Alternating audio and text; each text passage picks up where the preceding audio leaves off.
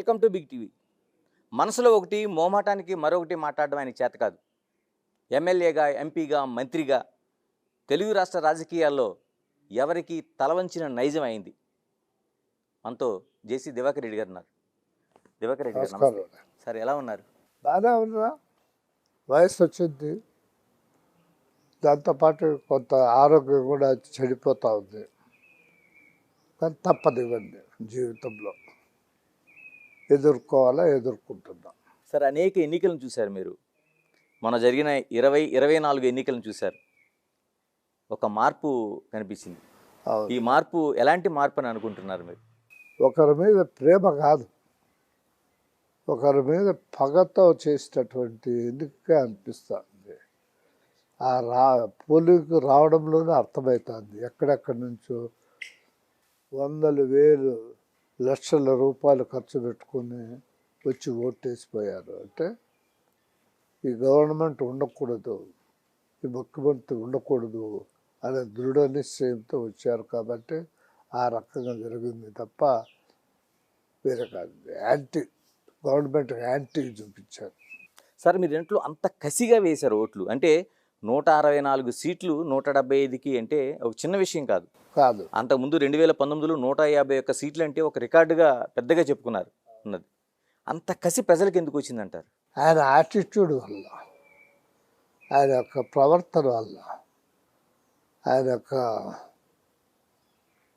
Anti socialistic activities వల్ల కస. అతను విలేజెస్లో పాలిటిక్స్ మాదిరి చేశాడు రాజకీయాన్ని. ఆ రకంగా చేసిన దానివల్ల ప్రతి ఒక్కరికి అసహ్యం వచ్చింది. ఇది దిగిపోవాలా అని అన్నారు. ఒక కమ్యూనిటీ, ఒక కులము, ఒక మతం అనేది ఉంటుంది దీంట్లో. సర్వత్రా అట్లాగే అనిపించింది. అందువల్ల ఆ రకంగా జరిగింది. చదువుకున్నాడు, చదువు రానివాడు, శ్రామికుడు, ఇంకొక రకంగా ఉన్నటువంటి వాళ్ళకు కూడా వాళ్ళు ఓటుకు రావడంలోనే వాళ్ళు దాన్ని ప్రదర్శిస్తూ వచ్చారు. అది సరే, వై నాట్ 175 జగన్మోహన్ రెడ్డి నినాదం కేవలం 11 సీట్లకి మాత్రమే పరిమితం అయిపోయాడు. ఏంటి ఆ పార్టీ భవిష్యత్తు ఏంటండి అసలు? మీరు ఎందుకంటే చాలా పార్టీల రాజకీయ భవిష్యత్తు చూశారు, నాయకుల భవిష్యత్తు చూశారు మీరు. ఇది రాష్ట్ర నాయకులకు ఒక గుణపాఠం. ఏ పార్టీ వాళ్ళైనా కావచ్చు, నాయకులకు ఒక గుణపాఠం. మన ఇష్టానుసారం మనం సార్వభౌములు అనేటువంటి అహంకారంతో ప్రవర్తిస్తే ఎవరికైనా ప్రజలు గుణపాఠం చెప్తారు అనేటువంటిది ఈ ఎలక్షన్లు చెప్తున్నాయి. ఇప్పుడు చంద్రబాబు నాయుడు ఉన్నాడు, ఆయన మనిషి మామూలుగా సౌమ్యంగా ఉంటే సరే. కానీ ఆయన సౌమ్యంగా ఉండిస్తామో మాట్లాడేటువంటి వాళ్ళము, ఆయన అంచులుగా ఉన్నటువంటి మేము పడ్డ బాధలు అతను చెప్పకుండా ఉంటామా? అతను చేయకుండా పోతే అతని మీద కూడా కోపం వస్తుంది మాకు. మా బాధలకు ప్రతీకారము, దాన్ని ఉపశమనం లేకుండా పోతే మాకు కూడా బాధ వస్తుంది. బాధ వచ్చినప్పుడు అతని మీద కూడా తిరుగుబాటు చేసేదానికి అవకాశం ఉంది. అందువల్ల చాలా జాగ్రత్తగా చంద్రబాబు నాయుడు గారు పరిపాలన చేయాల్సినటువంటి అవసరం. సార్, సంక్షేమ పథకాలు చాలా వరకు ప్రభుత్వాలను కాపాడతాయని ఇప్పటివరకు నమ్ముతూ వచ్చారు. జగన్ కూడా అదే విశ్వాసం చేశారు. చాలా వరకు డబ్బులు రాష్ట్రంలో కుమ్మరించారు. ఎందుకని సంక్షేమ పథకాలు ఎందుకు కాపాడలేకపోతున్నాయి? మీ అభిప్రాయం ఏమంటారు? సంక్షేమ పథకాలు బాగానే ఉన్నాయి, కానీ ఈ ప్రతీకారం అనే దానివల్ల అవన్నీ పోయినాయి. ఆ సంక్షేమ పథకాలన్నీ వెనకబోయాయి.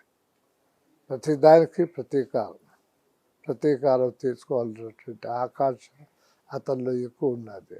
ఆ ఎక్కువ దాన్ని అది సర్వత్రా వ్యాపించింది. సార్ మీరు అన్నట్టు ఇప్పుడు తెలుగుదేశం, జనసేన, బీజేపీ ఒక అనూహ్యమైన కూటమి ఇది. ఎన్నికలకు ముందు కూడా పెద్ద చర్చ జరిగింది, ఎలక్షన్ తర్వాత కూడా జరిగింది. అంటే ఎలా ఉండాల్సిన అవసరం ఉంది? వీళ్ళు ఎలా అడుగులు వేయాలి? ఎందుకంటే 3 పార్టీలు 3 భిన్నమైన దృక్పథాలతో ఉన్న పార్టీలు ఇవి. దృక్పథాలతో ఉన్న వాస్తవాలను గ్రహించాలి. ప్రతీకారం అనేటువంటిది ఉండకూడదు. ప్రతీకారం లేకుండా ప్రజా సంక్షేమమే ధ్యేయంగా పెట్టుకొని పనిచేస్తే బాగుంటుంది. ఇలా ఈ 5 ఏళ్ళలో ప్రభుత్వం చేయాల్సింది ఏముంది? ఎందుకంటే అనేక పథకాలు నిలిచిపోయి ఉన్నాయి రాష్ట్రంలో. మీరు గుర్తించినవి అనేకం ఉన్నాయి. ఈయన కూడా చాలా పథకాలు చెప్పాడు చంద్రబాబు నాయుడు గారు కూడా. ఎట్లా సర్దుతాడో చూడాలా. ఆర్థికంగా బాగలేదు పరిస్థితి. ఆ పరిస్థితి గట్టెక్కుతాడు, ఎట్లా ఎక్కుతాడు అది. కానీ ఒక శుభసూచక మొన్న ప్రమాణ స్వీకారానికి ఇతర దేశాల నుంచి కూడా ప్రముఖులు చాలామంది వచ్చారు. వాళ్ళు వచ్చారు కాబట్టి బయట నుంచి పరిశ్రమలు వచ్చేదానికి అవకాశం ఉంది. పరిశ్రమలు వస్తేనే ఏమైనా ఆర్థికంగా బాగుపడతాము. ఆ బాగుపడడం అది ప్రజలకు ఉపయోగపడాలి. ఇలా అమరావతి నిర్మాణం సంబంధించి అనేక చర్చలు దాని గురించి జరుగుతున్నాయి. ఎందుకు మీకు డౌట్ ఉంది? అమరావతిగానే ఉంటుంది, అది రాజధానిగానే ఉంటుంది. దాని గురించి ఎవరికి డౌట్ ఉండాల్సినటువంటి అవసరం లేదు. పోలవరం ఎలాగా అంటే మీరు 2014లోనే చాలా స్పష్టంగా అందరూ బాకాలు కొడుతున్న టైంలో ఒక్క జేసీ దివాకర్ రెడ్డి గారు మాత్రమే ఇది కష్టసాధ్యమైంది, పూర్తి చేయడానికి ఆచరణ ఉండాల్సిన అవసరం ఉందని చెప్పిన వాళ్ళు మీరు. ఇప్పుడు ఈ ఎలక్షన్లో పరిస్థితులు మోడీ గారు కూడా సన్నిహితమైనారు పరిస్థితుల ప్రభావం వలన చంద్రబాబు నాయుడుతో. బహుశా అందువలన పోలవరం కూడా సాధ్యమవుతుంది, సుసాధ్యమవుతుందని నేను నమ్ముతున్నా. మననే పోయి వచ్చాడు పోలవరానికి, నిన్న పోయి వచ్చాడు ముఖ్యమంత్రి గారు. ముఖ్యమంత్రి గారికి ప్రత్యేకమైన శ్రద్ధ ఉంది దానిపైన. కాబట్టి ఈ ఉన్న పరిస్థితులు, ఈ ఉన్న రాజకీయంలో మా ముఖ్యమంత్రి గారు అధిక ప్రాధాన్యత ఇస్తారనుకుంటున్నా పోలవరానికి. మోడీ గారు కూడా దానికి సహకరిస్తారు, చంద్రబాబు నాయుడు గారు. నా విశ్వాసం, నమ్మకం. సార్ చాలా క్యాబినెట్లు చూశారు, మీరు చూడని క్యాబినెట్లు లేవు. ఈ క్యాబినెట్ని చూస్తుంటే ఏమనిపిస్తుంది? ఎందుకంటే చాలామంది సీనియర్ని పక్కన పెట్టి ఒక కొత్త వాళ్ళకి అవకాశాలు ఇచ్చినట్టుగా కనిపిస్తుంది. యంగ్స్టర్స్కు ఇచ్చాడు. అంటే రాబోయే రోజుల్లో యంగ్స్టర్స్ ముఖ్యమంత్రి అవుతాడు అనేటువంటి దానికి సూచనగా ఆయన దానికి తగినట్టుగా క్యాబినెట్ సమకూర్చాడు నా అభిప్రాయం. అంటే అంతకుముందు చాలామంది సీనియర్లు అనుభవం ఉండాల్సిన అవసరం ఉందనేది చాలా మాటలు చెప్తున్నారు. మీరు పూర్తిగా యంగ్స్టర్స్ని సపోర్ట్ చేస్తున్నారు. అనుభవము కేవలం ఆ పదవిలో ఉంటేనే అనుభవం వస్తుంది, లేకపోతే లేదు. ఇప్పుడు మారిపోయింది కాలం. చాలా యంగ్స్టర్స్ కూడా చాలా విజ్డమ్ ఉన్నటువంటి వాళ్ళు ఉన్నారు. అలాంటి వాళ్ళే ఎదుర్కొన్నాడు. కాబట్టి అనుభవం లేకపోయినా నేర్చుకోగలరు, చూసి నేర్చుకోగలరు.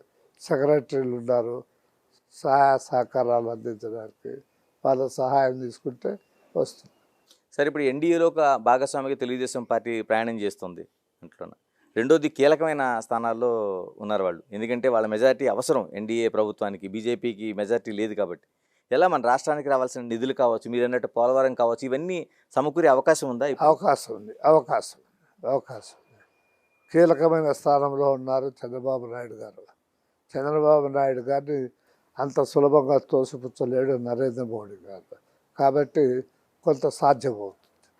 సరే, ఇలాగా మరోవైపు కాంగ్రెస్ పార్టీ మీరు ఎప్పుడో చెప్పారు 2014 తర్వాత కూడా కాంగ్రెస్ అనేది అది జీవించదు అనేది మీరు ఎప్పటికీ స్పష్టం చేస్తున్నారు. ఈ ఎన్నికలు చూసిన తర్వాత మీకేమనిపిస్తుంది?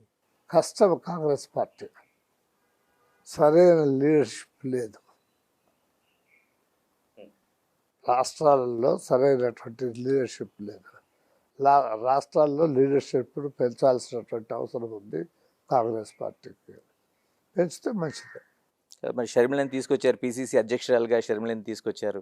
షర్మిలాని తీసుకురావడంలో తప్పేం లేదు. అయితే ఆమె సరైన టైంలో తీసుకొని రాలేదు. తీరా ఎలక్షన్స్ అప్పుడు తీసుకొచ్చారు. అట్లా కాకుండా ఒక సంవత్సరం ముందర తీసుకొచ్చింటే ఆమె పరిస్థితి ఘోరంగా. సరే, ఎందుకు కొత్త రక్తం అనేది కాంగ్రెస్ వైపు ప్రయాణం చేయట్లేదు? ఆంధ్రప్రదేశ్కి సంబంధించి రాజకీయాలు నేను మాట్లాడుతున్నాను. ఇప్పుడు చూడాలి, కొత్త రక్తం వస్తుందేమో అనుకుంటున్నాను నేను. ఆమెకు సంపూర్ణమైన సహకారం ఇవ్వాల్సినటువంటి అవసరం ఉంది. కేంద్రంలో ఉన్నటువంటి ఆ పార్టీ పెద్దలు ఆమెకు సహాయ సహకారాలు అందిస్తే ఆమె పైకి వచ్చేదానికి ఛాన్సెస్ ఉంది. సరే, ఇప్పుడు మరోవైపు రెండు రాష్ట్రాలు, మీరు ఉమ్మడి రాష్ట్రంలో కూడా కీలకంగా పనిచేశారు. తెలంగాణ రాష్ట్రం విడిపోయిన తర్వాత ఇప్పుడు అందులో బీఆర్ఎస్కి స్వస్తి చెప్పారు ప్రజలు, కాంగ్రెస్ పార్టీని తీసుకొచ్చారు. మీరు కూడా ఇక్కడ రాజకీయాలను అబ్జర్వ్ చేస్తూనే ఉంటారు. ఎందుకంటే మీకు రెండు రాష్ట్రాలు వేరు వేరు ఏం కాదు, ఎందుకు ఉమ్మడి రాష్ట్రంలో పనిచేశారు. ఎలా అనిపిస్తుంది ఇక్కడ రేవంత్ రెడ్డి పాలన కావచ్చు, లేకపోతే కాంగ్రెస్ ప్రయాణం కావచ్చు? ఇదంతా వీళ్ళ పైన లవ్తో కాదు, లవ్ లాస్ట్ ఏం లేదు. ఇవాళ వచ్చినటువంటి ప్రభుత్వాల పైన లవ్ లాస్ట్ లేదు. ఆ ప్రభుత్వాల పైన ఉన్న వ్యతిరేకత వీళ్ళకి లవ్ లాస్ట్ అయింది. వ్యతిరేకత ఓట్లు. ఎలా అనిపిస్తుంది ఇప్పుడు చాలా వరకు ఇక్కడ పథకాలని అక్కడ ఆ, కొంత కాపీ చేసినట్టు కనిపిస్తుంది. ఆ, అంటే ఎక్కువ ఒక ప్రయాణం జరుగుతుంది. ఏమనిపిస్తుంది మీకు ఇక్కడ రేవంత్ రెడ్డిని అబ్జర్వ్ చేస్తున్నారు మీరు? రేవంత్ సిన్సియర్గానే ప్రయత్నం చేస్తున్నాడు, రాగద్వేషాలకు అతీతంగానే ప్రయత్నం చేస్తున్నాడు. సీనియర్లను అందరినీ కలుపుకొని పోతున్నాడు, ఇతర పార్టీ వాళ్ళు కూడా కలుపుకొని పోతున్నాడు, తెలివిగా చేసుకుంటున్నాడు. మరి అది ఎంతవరకు ఆచరణలోకి వస్తుందనేది చూడాలి, వెయిట్ చేసి చూడాలి. అతని ప్రయత్నం అతను సిన్సియర్గా చేస్తున్నాడు. Congratulations to Revanth Reddy. Sir, మీరు పేరుకు జేసీ దివాకర్ రెడ్డి, కానీ ఎప్పుడు కూడా మీరు కులాలకు సంబంధించిన దాన్ని ఏదో రూపంలో వ్యతిరేకిస్తూనే ఉంటారు. అది ఎక్కడి వరకు ఉండాలో అక్కడి వరకే ప్రయాణం చేయాలని మీరు చాలా సందర్భాలు చెప్పిన మాటలు ఉంటాయి. ప్రత్యేకంగా ఆంధ్రప్రదేశ్కి సంబంధించి అంటే మిగతా సమయాల్లో కలిసి ఉంటారు, కానీ ఒక ఎన్నికల సమయంలో పూర్తిగా ఒక రేఖ విడిపోయి ఉంటుంది. ఈసారి మరింత ఎక్కువగా కనిపించింది. ఆ, ఎలా చూడాల్సిన అవసరం ఉందండి ఈ రాజకీయాలని, ఆంధ్రప్రదేశ్ రాజకీయాలు? ఇది మనుషుల యొక్క దృక్పథాన్ని బట్టి ఉంటాయి. ఇవన్నీ ఎంతవరకు చూడాలనేది వాళ్ళు నిర్ణయించుకోవాలి. ఇప్పుడు పవన్ కళ్యాణ్కి బేస్ కులమే, ఓకే, ఆయనకు కులమే. ఆ కులం ఆయన్ను స్ట్రాంగ్గా సపోర్ట్ చేసింది.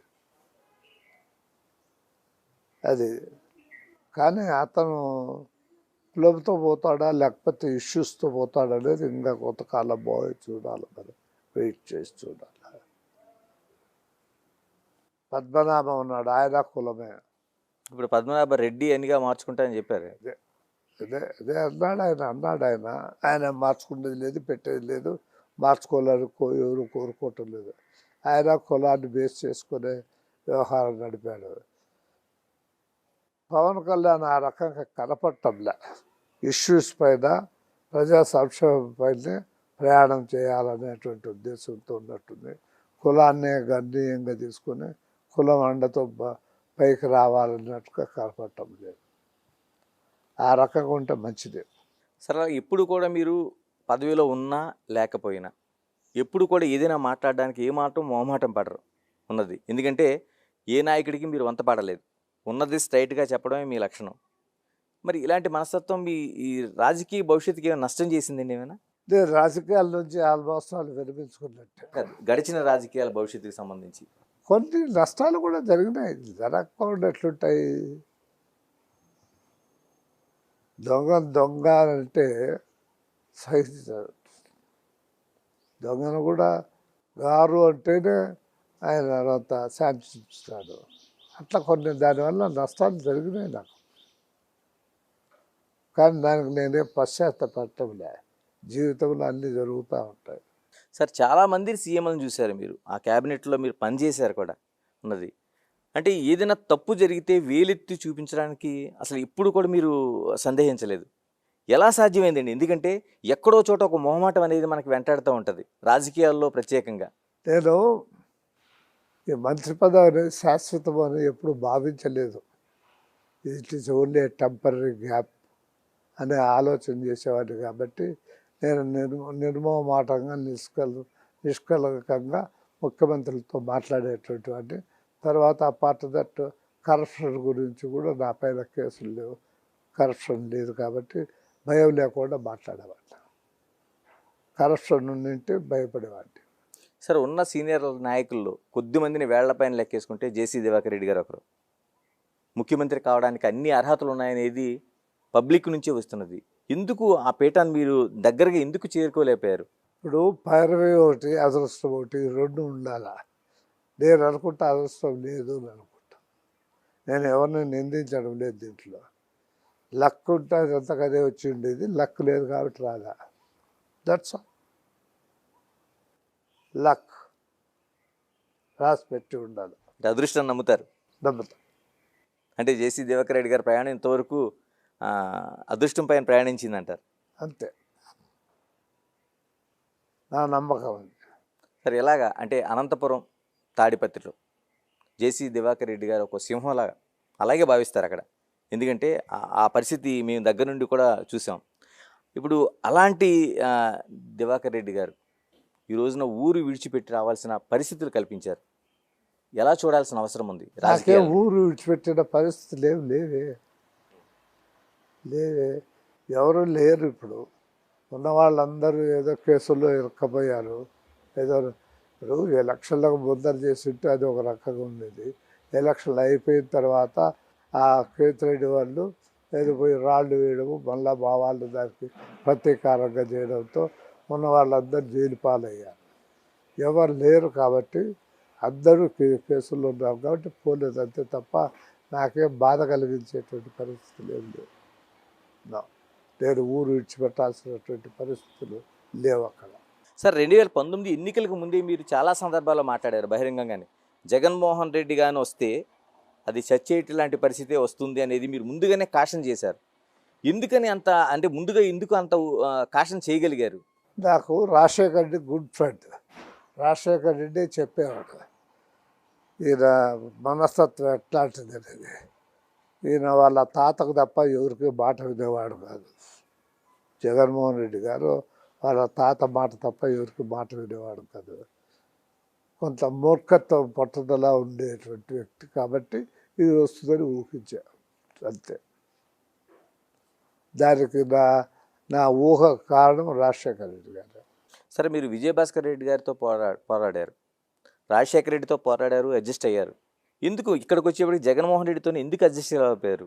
ఎందుకంటే మీకు పితృ సమానుడిగా మీరు సింగిల్ ఓటుతో పిలిచే వ్యక్తి ఆయన ఉన్నది, మీరు చిన్నప్పటి నుంచి చూసిన వ్యక్తి. Because of Rajasekhara Reddy. రాజశేఖర రెడ్డి ఇతని గురించి ఎప్పుడు మంచి మాటలు చెప్పేవాడు కాదు, సరైన వాడు కాదు, మొండివాడు, పట్టుదల ఉన్నటువంటి వాడు, అసమర్థత ఉన్నటువంటి వాడు, ఆలోచన తక్కువ అనేటువంటి మాటలు ఎప్పుడు రాజశేఖర రెడ్డి గారు చెప్పారు కాబట్టి అందువల్ల అడ్జస్ట్ కాలేకపోయాం.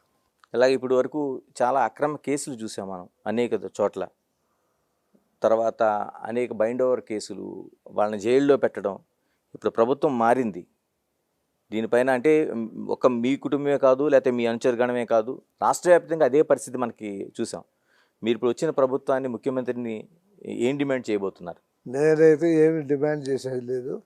గవర్నమెంట్ తన పని తను చేసుకుంటూ పోతుంది. మనమేం ప్రత్యేకంగా డిమాండ్ చేయాల్సిన అవసరం లేదు. డిమాండ్ చేసేవాళ్ళు చాలామంది ఉన్నారు. నేను జగన్మోహన్ రెడ్డి ఇది చేయండి అది చేయండి అని మాత్రం నేను డిమాండ్ చేయను. గవర్నమెంట్ తన డ్యూటీ తను చేస్తుంది అంతే, తన కార్యక్రమాలు తను చేస్తుంది. ఈ అక్రమ కేసులన్నీ తీసేసే అవకాశం ఉందా, ఎత్తేసే అవకాశం ఉందా? చాలా వరకు ఉంది, చాలా వరకు ఉంది. ముఖ్యమంత్రి పేరు కూడా చాలా ప్రెషర్స్ ఉంటాయి, తప్పదు. సార్ చాలా వరకు మార్పు వస్తుంది, ఎడ్యుకేషన్ పెరిగింది. అప్పట్లోనే జేసీ దివాకర్ రెడ్డి బ్రదర్స్ బాగా చదువుకుని రాజకీయాల్లోకి వచ్చిన నాయకులు మీరు ఉన్నది. అయినా సరే తాడిపత్రి పేరు చెప్తే ఒక ఫ్యాక్షన్ రాజకీయాలకు కేరాఫట్రాజ్గా చెప్తూ ఉంటారు. ఎప్పుడు ఇలాంటి మాటలకు కావచ్చు లేకపోతే ఇలాంటి ఆచరణకు కావచ్చు ఎప్పుడు పులి స్టాప్ పడే అవకాశం ఉంది? ఇప్పటికే బాగా తగ్గిపోయింది, ఇంకా తగ్గుతుంది అని అనుకుంటున్నాను. పాలిటిక్స్లో ఫ్రాక్షన్కు ఒక కాలం చెల్లిపోయింది, లేదు, అవకాశం లేదు. ఫ్రాక్షనిస్ట్ అంటే ఎవడు భయపడడం లేదు, అసహించుకుంటున్నారు. అందువల్ల బాగా తగ్గిపోతుంది ఫ్రాక్షన్. అంటే పెద్దారెడ్డి లాంటి రాజకీయ నాయకులను ఎలా చూడాల్సిన అవసరం ఉంది? ఏదానికైనా చదువు, విజ్ఞానము ఉండాలా, కావాలా. అది తక్కువ ఉంది పెద్ద. ఆయన కూడా మారుతాడు, మారక తప్పదు, పరిస్థితులు అట్లా చేస్తాయి. మారతాడు, తప్పదు, మారక తప్పదు. సార్ రాజకీయాల్లోకి వచ్చిన తర్వాత మీరు ఎంత సంపాదించారో లెక్క కట్టలేం, కానీ మీరు ఎంత నష్టపోయారో దగ్గర నుంచి ప్రజలు చాలా వరకు చూశారు ఉన్నది. అలాంటి రాజకీయాలను ఇంకా మీరు ప్రేమిస్తూనే ఉన్నారు. కక్ష రాజకీయాలు అనేది మా కాలంలో లేదు, ఇప్పుడు కక్ష రాజకీయాలు అనేవి వచ్చాయి. జగన్మోహన్ రెడ్డి కక్ష రాజకీయాలు చేశాడు, అట్లాగే లోకల్గా ఉన్నటువంటి వాళ్ళు చేశారు. అందువల్ల నా ట్రాన్స్పోర్ట్ పోయింది, నా మైనింగ్ పోయింది, కంప్లీట్గా పోయినాయి. సరే జేసీ దివాకర్ రెడ్డి బ్రదర్స్ ఇద్దరు కూడా స్వపక్షంలో ఉన్నప్పుడు, ప్రతిపక్షంలో ఉన్నప్పుడు అధికారంలో ఉన్నప్పుడు లేనప్పుడు ఎప్పుడు ఒక పోరాటమే కనిపిస్తూ ఉంటుంది. ఎప్పుడు అంటే అలసట అనిపించదండి అసలు? అనిపిస్తుంది అనిపిస్తుంది ఉమ్. ఏం చేయలేము, ఉన్న పరిస్థితులకు అనుగుణంగా దాన్ని సర్చ్ చేసుకుంటూ పోవాలి తప్ప నా చేత కాదని చేతులు ఎత్తడానికి వీల్లేదు. ఇలా మీ వారసులుగా పవన్ కావచ్చు, పవన్ రెడ్డి కావచ్చు, అయితే అస్మిత్ రెడ్డి కావచ్చు. అస్మిత్ రెడ్డి ఇప్పుడు ఎమ్మెల్యేగా చూస్తున్నాం. ఏమనిపిస్తుంది? మీ వారసత్వం అలా కొనసాగుతుంది, ఇంకా పవన్ గారి ముందుకు రావాల్సిన అవసరం ఉంది అనుకుంటా. ఆయనకు ఎమ్మెల్యేగా నిలబడమని చెప్పా, ఆయనకు ఇష్టం లేదు, ఎంపీగా పోవాలన్నాడు. బహుశా ఆయన పాలిటిక్స్ రాకపోవచ్చు. ఈసారి వచ్చింటే గెలిచిండేవారేమో. ఇంటికి గెలిచిండేవాడిని అడిగామా, ఆయన టికెట్ ఇవ్వలేదు. దానికి మనం ఏం చేస్తాం, దానికి మనకు ఆ రాత లేదు అనుకుంటాం అంతే. అలాగే అస్మిత్ రెడ్డి ఎమ్మెల్యేగా ఉన్నారు. అవును, యంగ్ ఫెలో, చదువుకున్నాడు, బాగా మాట మన్నింపు ఉంది, చూడాలి ఎట్లా చేస్తాడు. ఇలా పిల్లల రాజకీయ భవిష్యత్తు ఏంటి? ఇప్పుడు పవన్ రెడ్డి గారు మీరు అన్నట్టు ఆయన విముఖత చూపిస్తుంటే, పవన్ రెడ్డి ఏదైనా వ్యాపారం చేసుకో బాగుంటుంది, నువ్వు రాజకీయాలు వద్దని చెప్పా. మీరే చెప్పారు. నేనే చెప్పా, ఈ పాలిటిక్స్లో మీరు ఫిట్టింగ్ కాలేరు, వద్దు, మానుకోమని చెప్పారు. ఏదైనా ఇండస్ట్రీనో ఏదైనా చూసి బతకండి అని చెప్పాను. సరే, ఎలా చెప్తారు సార్ మీరు? ఎందుకంటే నాగిరెడ్డి గారి వారసులుగా మీరు, ఆయన చాలా సౌమ్యంగా పాలిటిక్స్ చేస్తే, ఇలాంటి రాజకీయాలు కాదు, ప్రజల కోసం అగ్రెసివ్గా ఉండాలని ముందుకు వచ్చిన జేసీ దివాకర్ రెడ్డి గారు మీ వారసులకు ఎలా చెప్తారు అసలు? చెప్పిన వాల్యూస్ లేవు పాలిటిక్స్ ఉన్నాయి కాబట్టి వద్దన్నా. I advise not to enter into the politics. సరే, చెప్పండి చివరిగా, ఇప్పుడు వచ్చి యంగ్ చాలామంది అస్మిత్ రెడ్డి లాంటి వాళ్ళు చాలామంది రాజకీయాల్లోకి వచ్చారు ఉన్నది. మీరు అంటున్న రాజకీయాల్లోన ప్లస్ కంటే మైనస్లు ఎక్కువ మనకు కనిపిస్తున్నాయి. కానీ ఆ యూత్ ఎలా ప్రయాణించాల్సిన అవసరం ఉంది? ఎందుకంటే మీరు వచ్చిన దశ కూడా యూత్గానే వచ్చారు మీరంతా. ఎలా ప్రయాణించాల్సిన అవసరం ఉంది ఈ రాజకీయాల్లో? సమతుల్యం చూసుకొని ప్రవర్తించాలి. ఇప్పుడు పూర్తిగా నీతి నిజాయితీతో బ్రతికేదానికి వీలు లేనటువంటి రాజకీయాలు ఇవి. మాకు అవకాశం ఇచ్చారు ప్రజలు, నీతిగా నిజాయితీగా బ్రతకమని మాకు ఆదేశించారు, చేశారు. ఇప్పుడు అట్లా లేదు. 100 కోట్ల రూపాయలు ఖర్చు పెట్టాల్సి వస్తుంది ఎలక్షన్స్లో. ఎక్కడి నుంచి వస్తుంది? సో నీతిమాలిన పనులు చేయాల్సి వస్తుంది. ఆ నీతిమాలిన పనులు చేసేదానికంటే ఉన్న దాంట్లోనే ఏదన్నా తృప్తిగా ఉంటే మంచిదే నా అభిప్రాయం. ఇలాగే కొనసాగుతాయి రాజకీయాలు? ఇంకా మార్పు చూడలేము అసలు? కష్టం.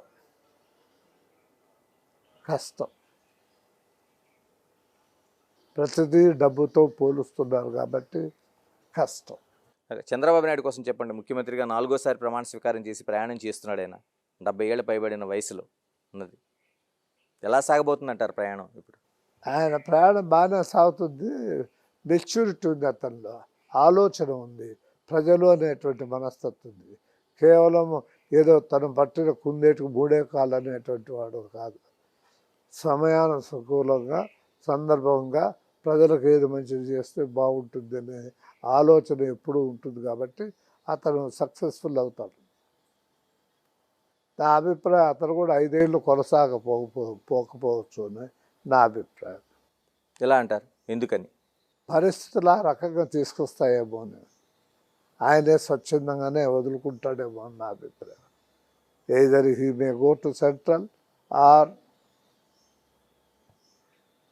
ఏదో నాకెందుకు అనిపిస్తుంది ఆయన 5 ఏళ్ళు ఇక్కడ ముఖ్యమంత్రిగా ఆయన అంటే దించుతారని కాదు నేను చెప్పేది. ఆయన స్వచ్ఛందంగా చెప్పారు మీరే. ఆయనంతకు ఆయనే దేశ రాజకీయాల్లో ప్రవేశించవచ్చు, లేకపోతే మరొకటి కావచ్చు. ఏ కారణంతో అయినా ఆయన 5 ఏళ్ళు ముఖ్యమంత్రిగా కొనసాగబోతున్నాము నా అనుభవం. మరి ఎవరు కాబోతున్నారు ఆంధ్ర రాష్ట్ర రాజకీయాల వారసత్వం? న్యాచురల్గా లోకేష్కి వస్తుంది. ఏ కారణం చేతైనా 5 ఏళ్ళు కొనసాగవచ్చు అని నా అనుమానం, నా అభిప్రాయం. అది ఏం ఆలోచన చేసి చెప్తానంటే దీనికి ఆలోచన లేదేం లేదు, నాకు స్ఫురిస్తుంది ఆ రకం.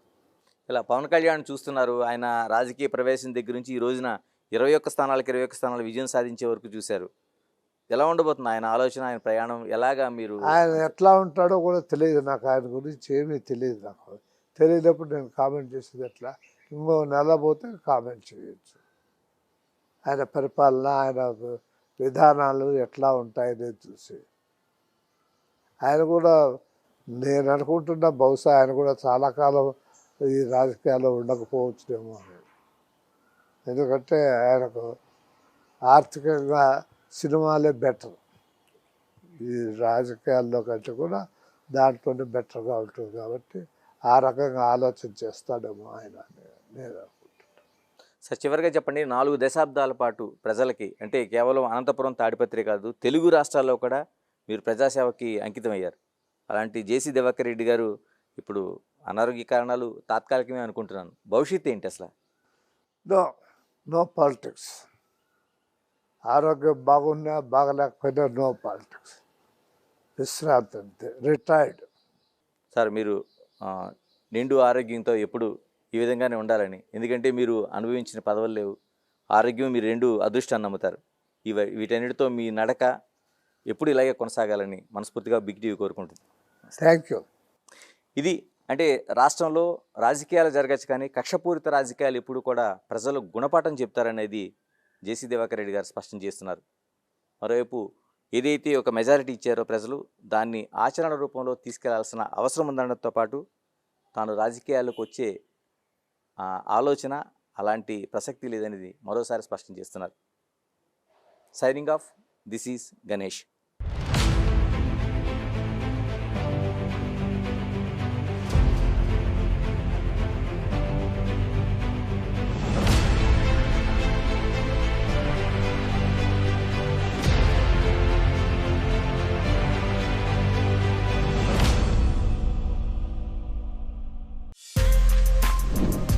For more videos like this, subscribe Big TV channel.